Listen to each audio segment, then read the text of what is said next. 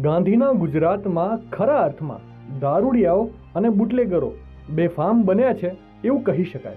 કેમ કે સરકારથી સહેજ પણ નહીં ડરતા આવા તત્વો હવે સરકારી મિલકતોમાં જ દારૂનો માલ મૂકી રહ્યા છે.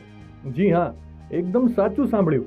મળતી માહિતી મુજબ પાવી જેતપુરના કાવરા ગામેથી જાગૃત નાગરિકોએ જનતા રેડ કરીને વિદેશી દારૂ ઝડપી પાડ્યો છે.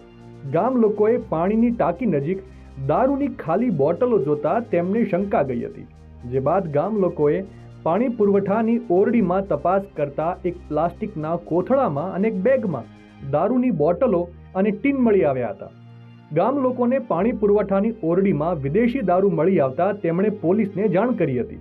જે બાદ પોલીસ ઘટના સ્થળે આવી તપાસ કરતા કુલ 12,145 રૂપિયાનો વિદેશી દારૂનો જથ્થો પકડાયો હતો.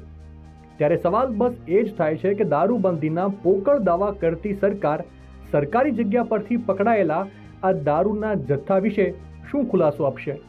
આ બાબતે તમારો શું અભિપ્રાય છે? કોમેન્ટ કરીને જરૂરથી જણાવજો.